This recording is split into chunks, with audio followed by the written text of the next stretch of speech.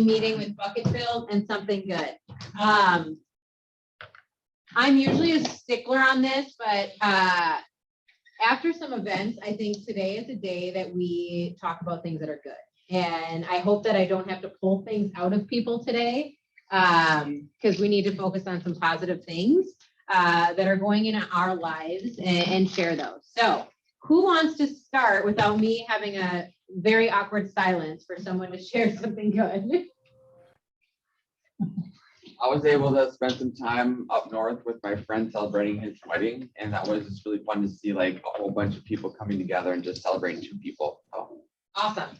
That was on Thursday, right? And throughout the weekend? Fun. All right, who else? I do. Go. I just want to bucket fill Wendy and Maddie. They have been amazing. Wendy has just been building relationships and is starting to reap the rewards of her all of her hard work in result of it. We got a listing yesterday, and that listing already has referred us to somebody else,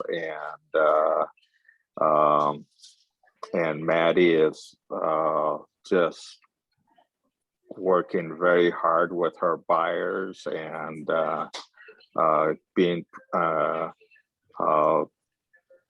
persistent and not giving up, and so proud of them, and just they're amazing, and I appreciate them.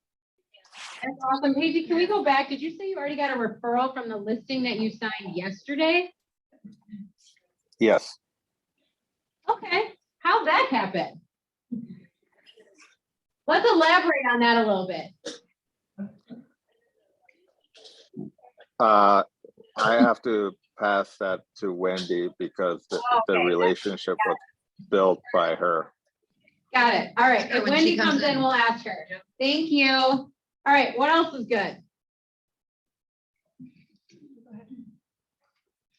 We want to thank a bunch of people for attending the luxury luncheon on Thursday. That was Yeah, I good. We heard it had was about- amazing. Yeah, had about 25 total people there, so that was good. Different agents that we hadn't spent a lot of time with, so that was nice to spend some time with them.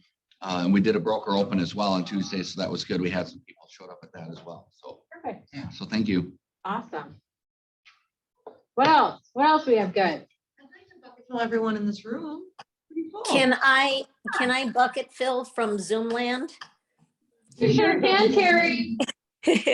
I would love to again bucket fill Jim Camarada because he is keeping me out of realtor jail. I love him. So yeah, it's been one heck of a fun transaction that will close on Friday. Fantastic. That's great news. All right, what else we got? Doesn't it kind of feel good to like share good things right now? Yeah, I just want to thank like pretty much everybody I've ever talked to. I feel like I've needed so many resources and people are always here to help. Like you, Kami, you, Heather, Lydia, Derek, Rick, like I'm sure I'm missing 100 people, but it's been really, really great as I've transitioned over and That's awesome. We are so glad you're here. Can I say another one? Yeah. You can say as many, I would love to fill the whole meeting with good things, honestly. So from the wedding over the weekend, I had a pre-listing appointment last night. So I did some networking. We talked about this, right? Because you couldn't make the all-day call day, and instead you still got nice. All right, what else? What else we got? Someone said something in the chat, and I can't see the chat. Oh, the chat. Let me see if. Come on, Hev. I can't see the chat. No, you're really giving me some stuff here. We're just expanding Heather's tech skills today. Oh, I can do it. Oh, who was the new one that said things? That was Angie. Oh, okay, gotcha. All right, At least 3 more. I know there's good things happening. I know it for a fact. I have 2. My husband and I closed on our first house on Friday. Yay.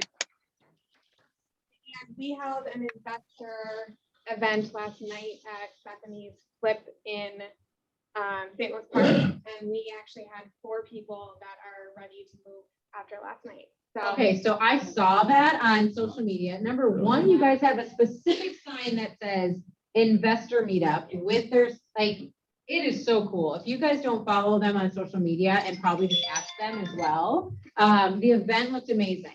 Like she was writing straight on the wall that they're gonna be moving. yeah. Like hands-on event, looks super cool. I'd love to hear more details about it. Yeah, for sure. So some of them have not purchased an investment property. Some of them have one. They're looking for a second one.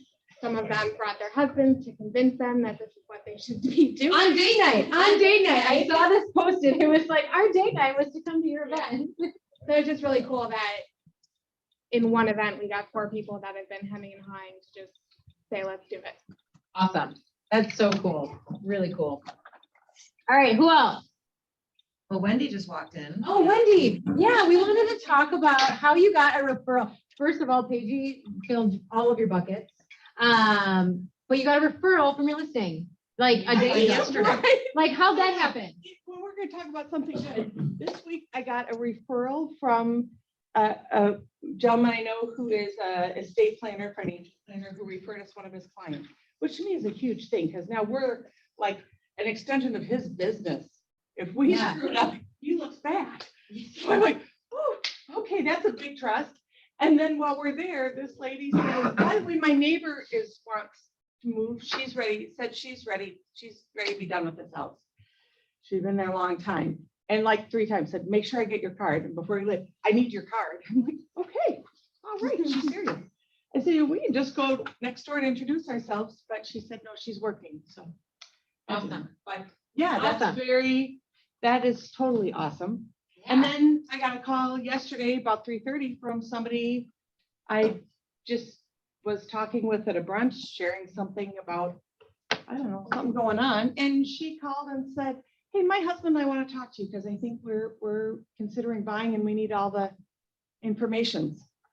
So tonight we meet with him at 5:30. Okay, Sweet. because do you see how energetic Wendy is though right now? Like she already has energy, but like so it is like contagious right now on how excited she is, right? It's awesome. That's super awesome. Congrats, you guys. So many good Yeah. things. All right, what else? I would like to fill Maddie, Wendy, and Paige's bucket because they are amazing to have as a resource.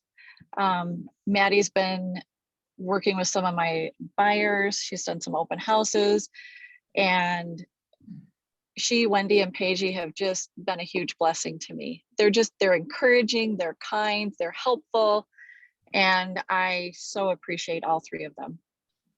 Also probably why they got that referral at their listing appointment. Right? Awesome.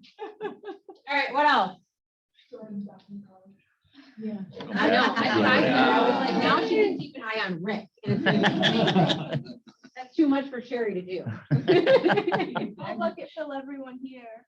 It's so nice to be back, and it's just every time I walk into the building, it's just all good vibes, and I love it here.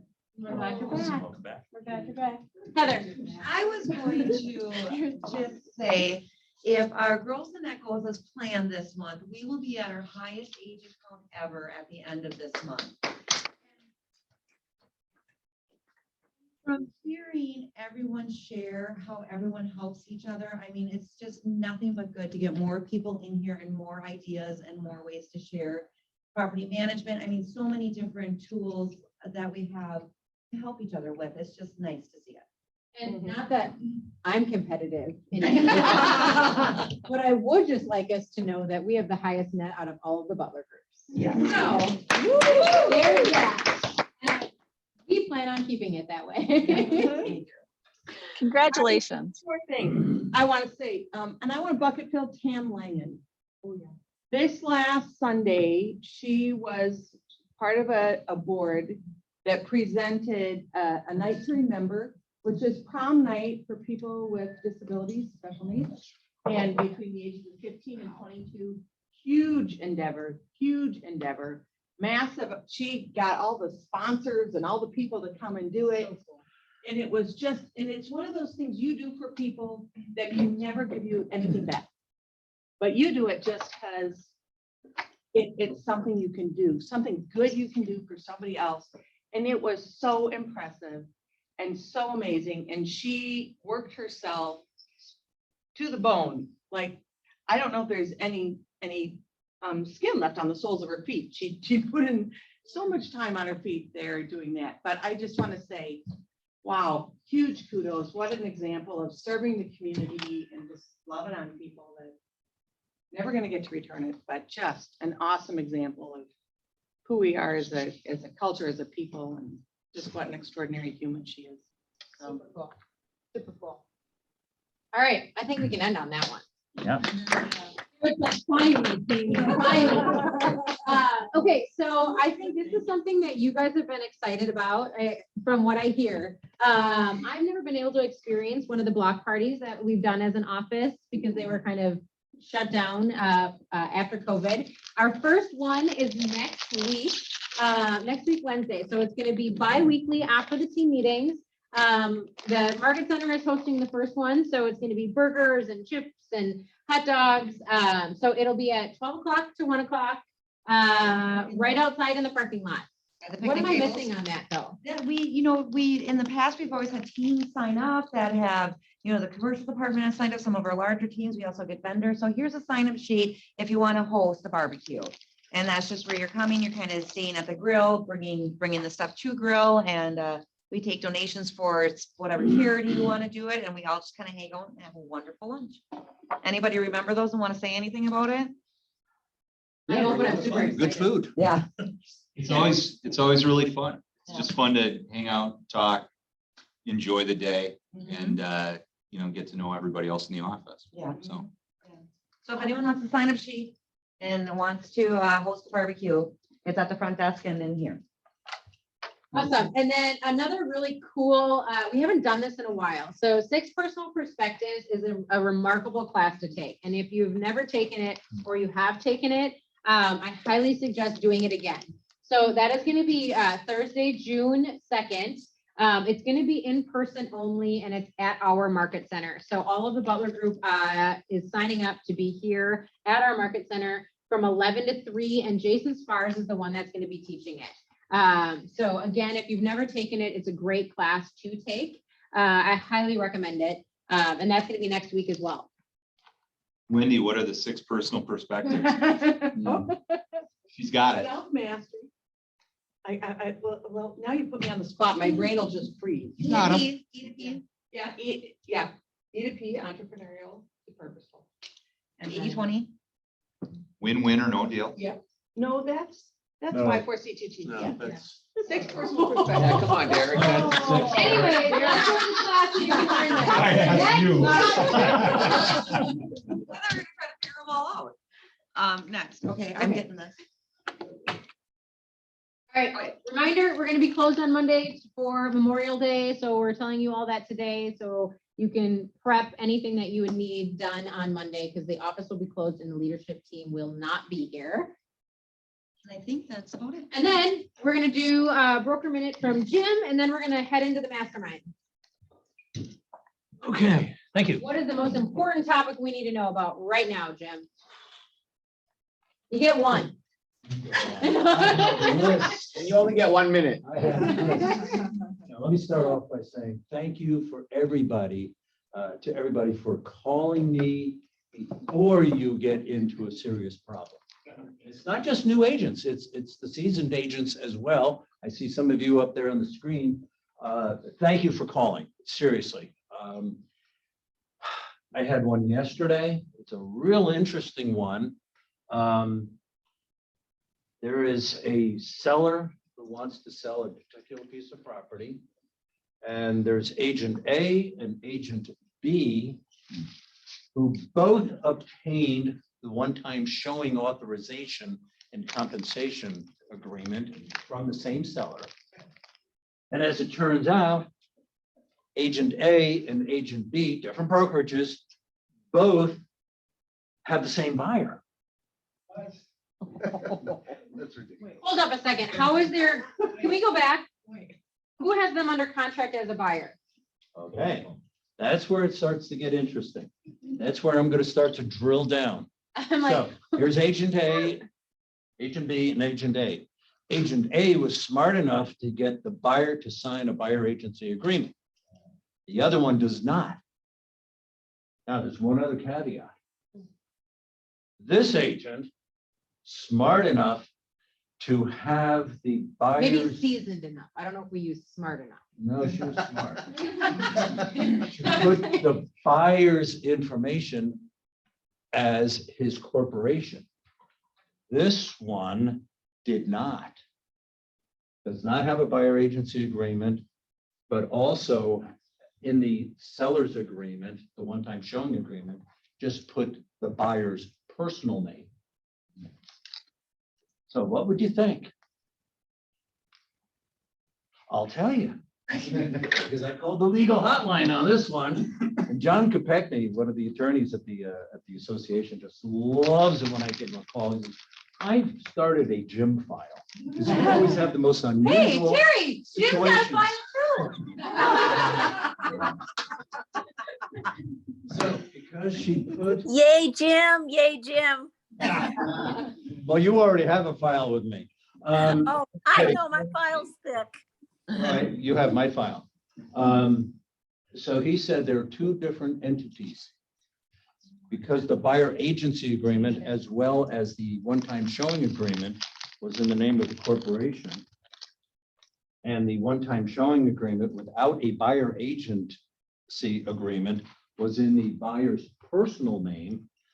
Legally, they are two different entities. So the advice from our legal counsel at the Association of Realtors said, Agent A, proceed. And Agent A is out of this office. So that's why I'm saying she was smart. And it's weird. I mean, in all the years that I've been in the business, I've not had a situation like this. And so this is why I encourage you to please call me ahead of time to keep you out of realtor jail.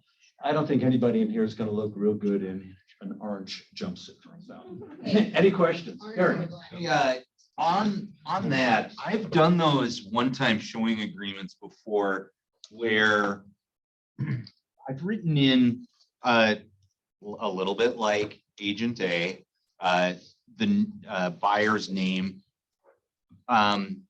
or the LLC. And then I've also written in something like, or another LLC owned by this individual. Or a signed LLC. Yeah. Like, especially if it's an investor, they might be writing a purchase agreement in said LLC's name, but then they're gonna write a new LLC when they get the address of the property, right? Sign it over. Yeah, so how would that work? Because really you only have ABC LLC under contract and then they turn it into 123 Main Street LLC. Yeah, but if you do, then you just simply amend. The Purchase buyer's agreement. contract Amend the as purchase. well? No, the purchase agreement. Well, in that instance, you'd have to amend the buyer's contract as well, because you actually don't have that buyer under contract. Yeah. Still tied to Stay that safe. person. No, because if, as an But if individual, it's an officer of the company. Yeah. And the authorized. I could go down a whole rabbit Yeah, hole. we can. But this is why you call me ahead of time. And if it stumps the broker, I will call the legal hotline. Okay, so again, thank you all for calling, and I will add that one to my list. What was the lesson on that one? The lesson is I need to follow up with Jim afterwards because Well, I'm yes, still not but- understanding it. And who's taking out buyers right now that don't have them under contract? Like, as a buyer representation? Like, completely honest, right? Like, I love the transparency there. And how quickly can you get burned because someone's gonna bring them something that you haven't shown them? And what's stopping us from getting that buyer contract right now?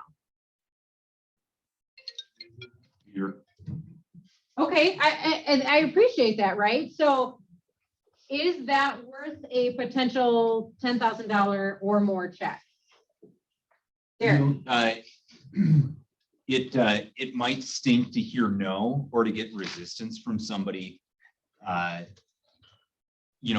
signing a contract. And I might do the first one or two, call it for free, without a contract or something. But if somebody isn't willing to sign a contract with you, then, they might not just be worth doing business with. Or even if they don't want to sign a contract for every property or for all properties, then each time you show them a property, say, before we look at this house, before we look at each one of these houses, we'll sign a contract specific to this property. And you can do that. Yeah. Specify a particular property. Yeah. But what does the law say about buyer agency? And the discussion first substantive contact. So, guys, I don't take a buyer out until A, he or she has been pre-approved, and B, until I've got a signed contract. I'm not gonna waste my time. I got grandkids to play with. I'm not gonna waste my time schlepping somebody around that's not either approved or willing to work with me in a contractual basis. So my advice to you is follow the law, first substantive meeting, and just protect your interest. About 5 years ago, there was somebody in this office who did a lot of work for the client, only to get stiffed at the end and not get paid. That was a valuable lesson for him. So don't put yourself in that position. Well, I think thank you, Jim. I think there's two things with this. Right now, from what I've heard in the last 6 months is you guys are really, really exhausted with buyers right now, right? Like you're running around all the time with buyers, correct? And if those buyers are not under contract and walk into an open house and write an offer without you, because everyone's hungry right now. Everybody is hungry. Every agent that's doing business is hungry right now. Do you think the first question they're going to ask, I know I did when I was in an open, are you under contract with another agent? What is that person going to say? Well, no, I never signed a contract. If that agent is a really great agent, they're going to be like, fantastic. Let's talk about how you can get this house. They're not going to call you and be like, oh, I feel bad. You've been running around for 6 months. They don't care. I probably wouldn't care either, quite honestly. Like, hey, you didn't have them under contract. This is an opportunity, right? Number two, we just talked about, I think 2 weeks ago, that the buyer payout has changed for a lot of listings, right? So it's now down to 2% or 2.5%. And we kind of went through a script on that, right? Because in that buyer representation contract, it says this is what I'm going to get paid as a buyer, as representing you as a buyer by this seller, right? So if there's no other reason to get buyer representation, would that not be a good script to have? Like, hey, I just want to talk about this. This is how we're getting paid. We have to go through this and then sign it. I mean, I'm going to tell you, I also didn't have buyer representation sometimes, but in this market, I feel like it's absolutely required. Would you guys agree with that? Okay.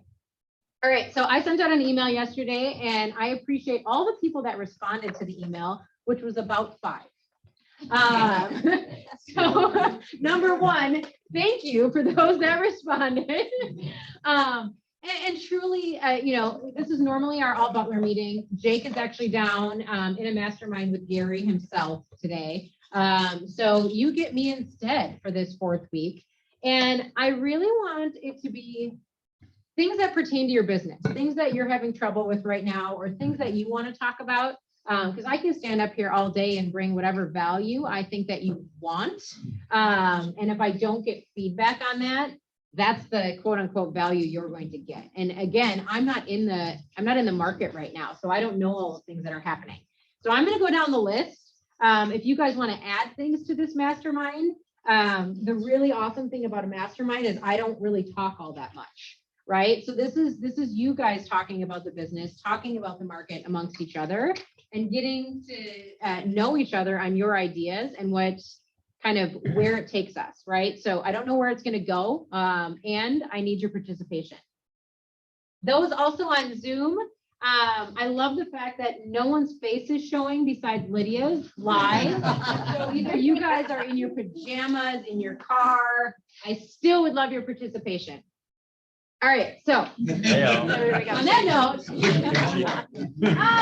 Daisy. In the lounge. Pretty soon I'm just gonna start like kicking people off. Kidding, not kidding, kind of.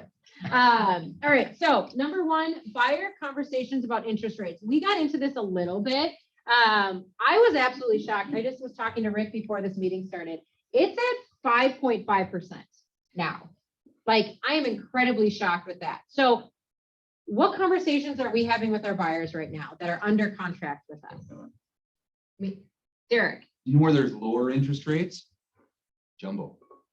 Yes, that's true. Buy a more expensive house. Okay, let's talk about that. I mean, because there are people that are on that fence, right? So what is what are the advantages of that? Going from kind of on that cusp, what are the savings on that piece? How would you even talk to them about that? You know, I guess one piece is that if you're, you know, let's say they're gonna put 20% down and that puts them under jumbo. Yeah, And if they put 15% down, that puts them at jumbo, just run those numbers, have the lender run those numbers, because I know it's obviously best to provide them this conservative advice and put as much money down as possible, but if it adjusts their interest rate and that saves them quite a bit over time, it might be a good move. The other thing is to make sure the lenders are talking about 5 and 7 year ARMs, because I've been doing this long enough that I know that the rates are gonna go up and down. I mean, they're not gonna consistently go up for 7 more years. They could, but you know, based on history, it's not probable at all. You know, Yeah. so there will be opportunities for people to refinance it if you can get it at a much lower rate on a 5 and 7 year ARM right now. Especially in the next 7 years. Yeah. The likelihood of rates being, Yeah. okay, so continue to go up for 7 years, not up. I'm gonna go back to this social media like phenomenon where everyone's just like plasters random information out and, you know, calls it fact, which is great if it's actual fact, right? But how does it pertain to people, right? So is anyone right now laying that out for their clients? Not just in a one-on-one conversation, but in a social media setting? Because if there's anything you're putting online, pardon my French, but screw the nice kitchen and the bathroom and everything else. They need to know this, right? Like that bathroom or that kitchen is not what they need to know right now. They need to know how this affects them as a buyer or a seller. And if we are not doing that as agents, we are failing. We are absolutely failing. And I am really, really adamant about that, because if we don't know these things, all we are showing agents. Like truly, that's what we're just showing people and opening up doors. Would you guys agree with that? Do we fully understand what this is doing for our clients? And if we don't, that's okay too. Like there's resources to figure that out, right? Like, but we need to know that like the back of our hand, or send them to someone that does. Jim, what were you gonna say? Yeah, number one, be in partnership with a good, strong, knowledgeable lender. Because the lender has access to 300 to 400 different types of loan programs that can be tailored to that particular client. Secondly, talk monthly fees. We talk with sellers, we talk about net. With buyers, we should be talking about monthly mortgage payments. It might be the difference of $50 or $100 a month, not a big deal. So we have to be smart. We have to educate our buyer clients and partner with a good loan officer who can help structure the right deal for that client. Tanya, are you available? I see your name on there. I'm not sure if it's you or who it is. But Hi there, it is me. awesome. Well, I just, I hope that you're prepared for this. I love it. I wanted to jump in on a lot of that. So In what way could we utilize any of the information that you have, right, to help kind of explain what this is doing for either, payments or jumbo versus non-jumbo? yep, you guys, and I want to say, I think it was Derek and Rick that were speaking up about the arms as well as the jumbos. And that is just so true right now. There are so many different options that I think, like Jim said, when you're working with a good lender, we're going to think out of the norm, let's say, and really what is the budgeting for long-term and initial to get them the cheapest cost for that home and borrowing that money. So super, super important there. The other thing is as far as tools, like Kami mentioned, not just sharing the kitchen and the bedroom pictures and how great they are, but what these numbers mean to people and how these numbers have been changing over time. Are they going to continue to increase? Well, for a little bit here, but are they going to stay that way?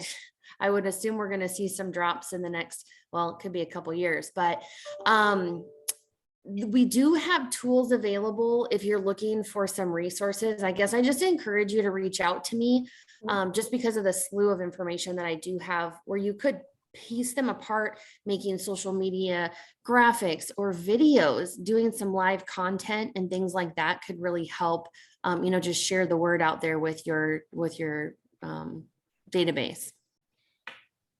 Hey, Tanya, it's Jim. Hi. What are you seeing or hearing about 2-1 buy downs? As far as, yes, absolutely. That is something that is happening and it is a good option. Do you have a specific question about that? Or is that maybe just a content thing that you want to catch up about? Just What catching is it? up. Okay. So let's explain what that is for those that don't know what that means. Yep. So there's a number of different ways that you can do these buy downs, but essentially what we can do is use either the buyer's funds or even seller contributions to do a buy down of that interest rate. The buy downs could be for a first year or for, obviously the life of the loan. There's different ways that we can have this structured. So again, that goes back, to the beginning of the question of what are some things that we could be doing. And this really is something, and I'll share this too. One of the things that happened the beginning of, not the beginning of this year, but heavily in, I would say at least February, March, whenever the rates really adjusted, is there were people that were qualified back in September of October last year that never found a house and then were wanting to put their search on hold because they no longer qualified. Or I had people coming to me saying, why can I not qualify now? I'm really just shopping the rates to see who has the best rate. Well, everyone is somewhat within the same range on rates. It's what options can we do to make it still affordable for you? And so these buy downs can get us back into that lower interest rate, keep that person approved and out there shopping for their home. So again, Jim, I think, going back to having those conversations with a trusted lender is going to be super important in factoring in those numbers for people and keeping them qualified to get into homes. Awesome. Kurt, Do you know how much higher the investor rate is, interest rate? you hear that question? I didn't hear that. Typically, the investor interest rate is higher than just your traditional 30-year, 50-year mark. You're talking about like a second home or just like a, Investment property. Yep. So second home, as well as investment properties, the interest rates are different on those for sure. As well as do you know closing what costs. that is? Did you ask if I know what that is? Yeah. Yeah, so on a second home, you may see it anywhere up to a 1/4 point and then on an investment property, I would say at least a 1/2 point. It's also going to depend on the type of property, single family versus, condo or multi-unit property. Okay. When the rates were lower, the difference between the rates was more than a 1/4 or 1/2 point. So that's why I was curious now. Yeah. 5 point whatever, if it's gonna be 7 for an inch, because I know, I want to approach a lot of people that I know that are investors, but that's gonna be the first thing out of their mouth for cap rates, ROIs, everything. I think that's so determinant on where they're going to for that, if they're going to a broker, if they're going to a commercial bank, right? Because Yeah.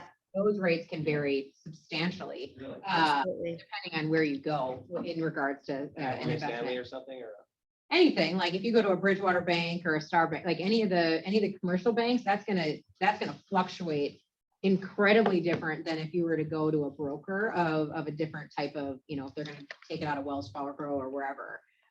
Those rates are incredibly different dependent on where you go. It's probably a 20-year AM. And that could, yeah.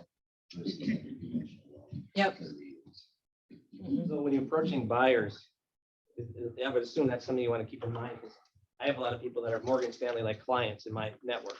Yeah. So a lot of them may be already pre-qualified. I mean, if I'm gonna approach them, what's my process that you recommend?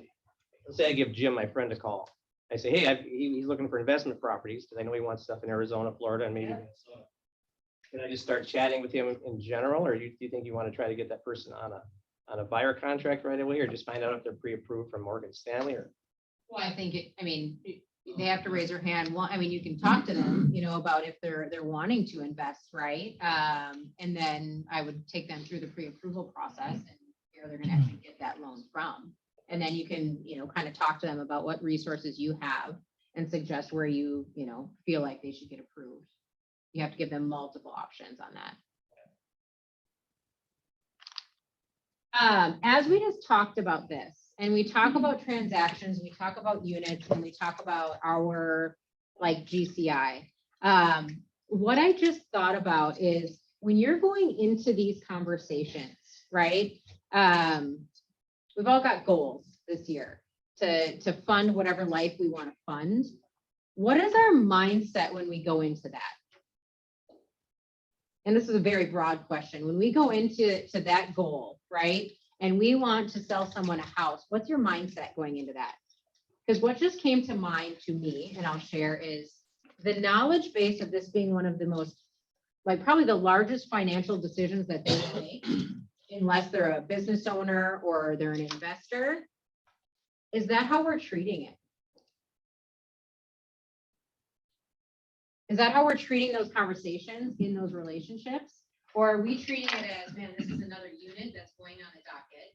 This is another transaction, or this is a really, fun experience, right? Because I joke, because Derek responded to my email and he said, motion equals emotion, right? And I think about the things that actually make people move, right? Actually make them move. That was it. And he sent 4 emails, by the way. 4 out of 5. I was like, Jim. thanks, Derek. But when I think about that, right? Yes, people are emotional in this process about making a house a home, correct? But what they're really emotional about is how much is this going to cost me? And what do I have to do every single day to make sure that those bills are paid? They don't want to share that with you necessarily, right? Or are we really going into every buyer consult and every seller appointment thinking about that? With the ARM conversation and some maybe temporary buy downs or that type of thing, what comes to mind for me is what's the risk profile of the buyer? Because right now I do have a buyer whose search changed from 325 to 310. It's a $15,000 change. The payment to many is that payment difference is nothing. And yet to them, that's the difference between where they're comfortable and where they're not. And I know because of where they've been, that they're, I wouldn't say that their income potential or income growth potential is explosive, and they're not aggressive people. They're not the right person for, at least in my opinion, are not the right person for an ARM or for a temporary buy down or something, because they've been renting for the past 10 years in a very substandard housing type of situation. And they're not, at least I wouldn't put it on them to have a significant upward trend in their income. So if their payment changed $150 in 5 years, that might end up impacting them in a pretty negative way. Whereas, you know, the other people, like she just switched jobs and got an $80,000 raise. Well, yeah, you know what? An arm probably is fine for them and it's not going to be a big situation. So What I just heard though, in that whole thing is you understand your client. That's not like a, hey, if you want to buy a 3-bedroom, 2-bath. You are fully in understanding of who they are, what they do, what their financial capabilities are, whether or not you ask those questions, right? Or you're talking to the lender and say, okay, where are they at financially? One, and then figuring out their personality type. probably kept me from selling some houses this year. Okay, maybe, but do you think that you'll get a referral from that person when they're incredibly happy that they didn't, one, overspend or feel uncomfortable with the purchase that they had? I don't know, right fit. I don't know if I did all of that when I used to sell to completely understand to that level. I don't call some people back, so it's not like I'm not. And then there's the truth bomb from Derek. And to add to that too, what Derek is saying, I 100% agree that that is something that the lender, when they're going through that process, should also be educating those clients on. One of the things that we have to do, I have to do as a lender, is I have to show them options. And so give them side by side so that they can see where some of those differences are. But like Derek said, if you have someone at an income level that just, you know, it's not like they just got out of college and their income is going to continue to increase year over year. You know, if their income is going to be pretty much remain where it is now, that's not something that is going to be probably very safe for them to go into an adjustable rate. But it's also the lender's responsibility. They need to be sharing that information so they can see how those adjustments happen. And I think, you know, as agents, we might use things like, yeah, but it's only another $30 a month. Right? Or whatever it is. When we talk about that, we have to be cautious on what terminology, how we approach them with that, because $30 a month for some people is a lot of money.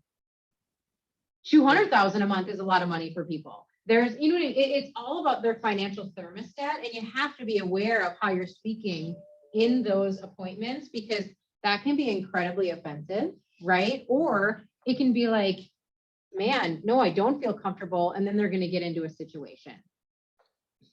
Especially if you're already above your comfort level of where you want to be. Yeah. Because in the aggregate, what happened in the interest rate market is that with low rates, you have people going in the lock with low rates. And it created artificial appreciation and valuation for properties. Yeah. Overall. Yeah. And so a lot of people were buying, oh, we can, you know, have another $100 less a month and buy another $10,000 higher property. So the thing about the flexible rates, the ARMs, if you can already go into a low interest rate environment and you can lock that rate, you're better off to just still do that until things get because things are raising higher. Yeah. And they haven't gone crazy either. Yeah. They're crazy higher, but they're also very, very crazy lower too. Yeah. It's all about perspective, right? So, I mean, I think, you know, we can kind of button this one out, but I think it's about asking questions, right? And it's not just like, what can you afford? Are you pre-approved? Right? What do you feel comfortable with? And then when they say that number, awesome, can you explain? Like, go deeper into that, right? Why do you feel comfortable with that number? And if there was something higher, what would make you uncomfortable, right? Figure out those situations before they come up, and really get down to like the nuts and bolts of their financial thermostat. Actually listen, which is hard. Salespeople sometimes are always Super telling you, hard. listen more, and then you can understand what they want and actually help them win. And go deeper every single, like the best exercise I've ever had in regards to coaching, and I do this a lot, is each day I will write 25 questions, right? I'll write a question. I'm like, well, that might be dumb, or I don't even rate it, but then I'll go deeper on that question. What could have I asked differently in that question? Or what's the question that I could follow up with that? And when you get used to that, let's just say you do 5 questions a day, right? You're about to go lead generate, you're about to go on an appointment and you write 5 questions a day. They could be different. They could be, you know, tell me more about that. What if this, right? You're going to start getting so used to having those in your brain and you're going to start creating better questions. And they're just going to come out. They're going to come out when you're sitting there in front of someone. You're going to be able to be quiet. And then you're going to be thinking about, okay, this is what it really is. What's the next question I'd have to ask to get deeper into that? All right. Other thing, Sherry, can you share your story of the last week? Look at Rick's face. He's like, oh no. So Rick was one of the people that responded to me. So thank you. And he wants to talk about, we did a whole luxury panel 2 weeks ago. Not a lot of people showed up to that panel. I know a lot of people have asked, how do you break into luxury? What did you do? I would highly suggest going to look at that again because the 4 people that were on that panel were remarkable. And I think the stories were all very different, right? However, I think there's still questions about how do you break into luxury or the confidence to be able to get into that. Rick shared a story with me that in this past week, Sherry has put quite a few luxury contracts together in like 5 days or 4 days. Short amount. How did you do that? And what's different about doing that versus normal contracts? Kind of like what Jim was saying, I have partnerships with people that are in my sphere, relationships. I've worked with these people since I was in college, and I've just kept these relationships. I've done side jobs for them. I've done everything. So anyway, it's a relationship. It's a partnership with my financial planner. And yeah, I sold for a little over 4 million in the week for them. All from him. Mhm. Yeah, that was just 2 transactions. 2 transactions. He sold his property in Cross Lake, and then they bought on Lake Minnetonka. Okay, so thank you for sharing, and that's amazing. What did everyone just hear from that meeting? You had someone that referred you estate sales. You had a financial planner. What about working smarter, not harder sometimes, right? So who are we getting into relationship with? And what like symbiotic relationship can we have, right? If you have people that are like, hey, I need a financial planner, I'm sure that's who you send them to, right? And back and forth. You have people that are like, hey, I need to get my stuff out of the house, or I need a estate sale, back and forth. Now you also have a vendor list. They trust you. I mean, the list could literally go on of all the people you should be in relationship with. And I made it sound kind of easy, but it really wasn't. He had an agent up in Cross Lake, very well-known agent. I know their name too. And I had a client that was kind of interested in it. So I signed one of the one-time showing contracts. It didn't work out. And I said, you know, now that I know this property like the back of my hand, why wouldn't you list it with me? I mean, the buyer is going to be coming from the Twin Cities, most likely, you know. Yeah. And then what? And they did, right? St. Cloud, but anyway, yeah. So I mean, I really worked it because he was like, why would I hire you to sell my lake home in Cross Lake? So I just kept, you know, and he trusts me because we have a long-standing relationship. I mean, he sends me a lot of referrals through his financial planning. So I just kept on it for weeks. Persistence. In that moment, I think not just persistence, but the confidence that you knew that you would do a good job, right? And the confidence to say, hey, I'm going up against this big agent that sells there a lot. And yet I know that I'm going to be able to find the buyer, and I'm going to be able to get you what you need from that, as well as which buyer it's going to be or where they're coming from. Have you always had that? No. That's right. And I asked that because you've had a remarkable year, like in the last few years, right? And it's coming because you're like, each time you're taking another risk, probably, right? Like outside your comfort zone, but you're like, I know I have the backing of Rick to help, other agents to help. And now you feel confident enough to be like, no, we absolutely can sell that property. It didn't just come overnight. Like that took time. Now, I was gonna say, I've been part of this, her relationship with that, or been aware of the relationship with the financial advisor since day one, which was 8 years ago, right, that Sherry started. And one key component is that, 5 years ago, she wouldn't be in this situation with this advisor, but she maintained that relationship, help that person know where she was going with her business and how well her business was developing. They knew that. So there was a point too now, which is perfect timing, because they finally were at a point where they say, we totally trust her to sell this property. And then obviously she exuded the confidence to do it. With that said, keep in mind that as soon as she sold that property, that's all of a sudden they need a house. So that's where the $4 million comes into place, that you have to start somewhere. So she started with the sale, wasn't knowing exactly where they were going to go. Well, they went to 2.5 on Lake Minnetonka. So it's just a neat process to go through it. Don't lose track of those clients. Don't lose track of maintaining long-standing relationships with people, because you're gonna need business in 5 years.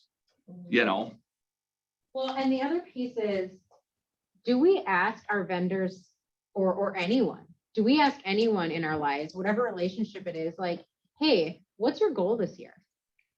Guarantee if you ask someone that, half of them are gonna be like, you're super weird.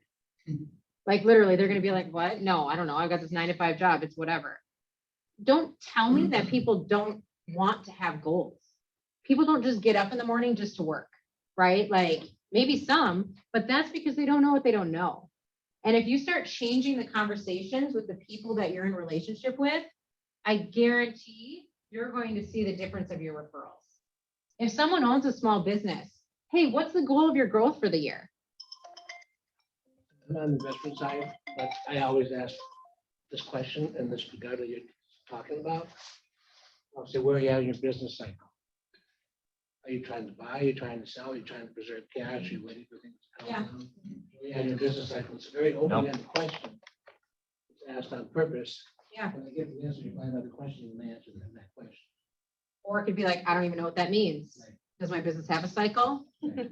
I mean, literally, that could be, whatever that is. And this goes back to start writing questions down. Like another thing that Rick brought up was networking and networking with agents, networking with people. It all goes back to relationships. We hide behind these words that are on a computer, and we don't actually have conversations with people anymore. Like we don't ask them questions. Like maybe in the elevator, you're like, oh, how's your day? Oh, how are you? Good. That's it. It's silent. So with the purchase that my buyer did, it was coming soon. And I called, his name is Kevin Walsh. He's out of the Keller Williams in Maple Grove. I called him when it was coming soon. He called me with pictures. I said, oh, do you have a virtual tour? I mean, like before we even saw it, I felt like he was a friend of mine. Like we had a relationship, and he stood there.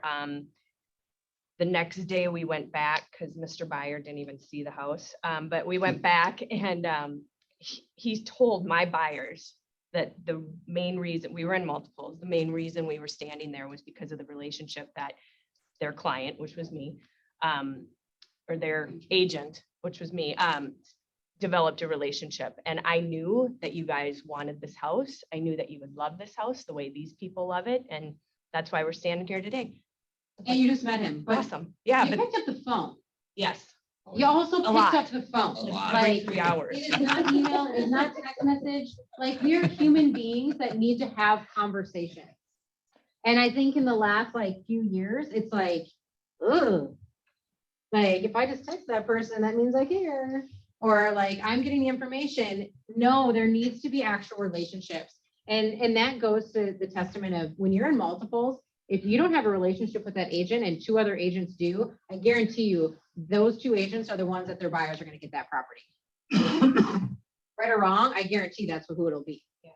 Because they'll go back to that agent and be like, oh, if you get your offer up to XYZ, we'll go with you. Also not recorded, Jim, don't listen. But that's what happens, right? Because it is what it is and they know they're going to get it closed. So start writing questions, start asking questions. Start asking questions that aren't open-ended. When you're in the elevator, like, what's the best thing that happened to you today? Not how are you? I'll take the stairs.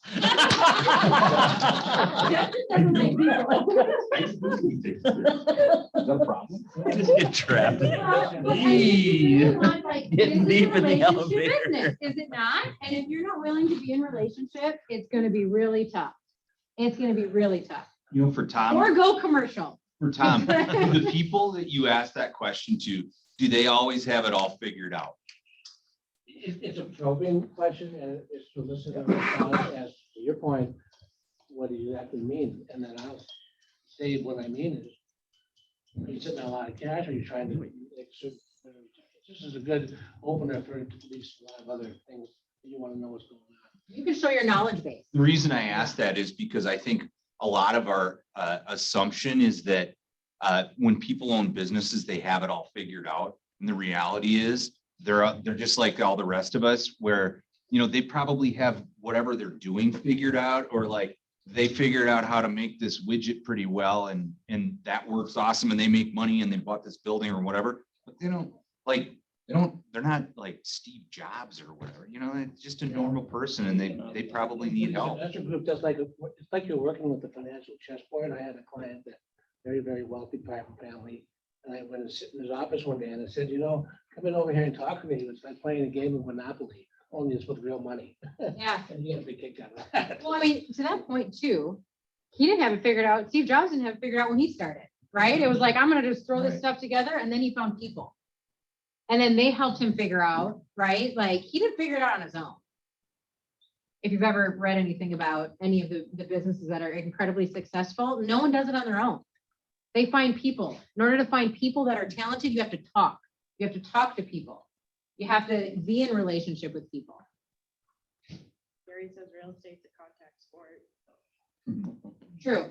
All right, that's all I got for you today, but we're gonna go into wants and needs. So whoever's got wants and needs, shoot, let it, say whatever you got. Still looking for land, commercial, West Metro, or not even West Metro, out to Rockford. Okay, commercial land, how much?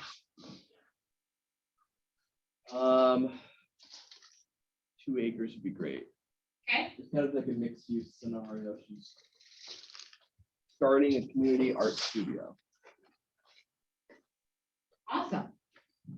Anything else? Does it have to be land or can it be a building? It can be a building, but her budget would not let that happen. So is she? Right. Any build, yeah, it's just not. It's like, where's the art gonna be? There's not a building. She's building. Okay, got it. Anything else? Buyers, listings? Fire, still more of the like 270, 260 range. Shakopee surrounding area, even as far up as like Plymouth, but not New Hope, if that makes sense. 2+ bed, 2+ bath. They prefer a townhome with not as high of an association fee, but. Awesome. I have a buyer, sorry, is this a good time? Yeah. I have a buyer who would like to buy more than 3 acres. And they would go up to like 150. They're restricted by money. They're up to 450,000. They prefer an older home and they need at least 3 bedrooms.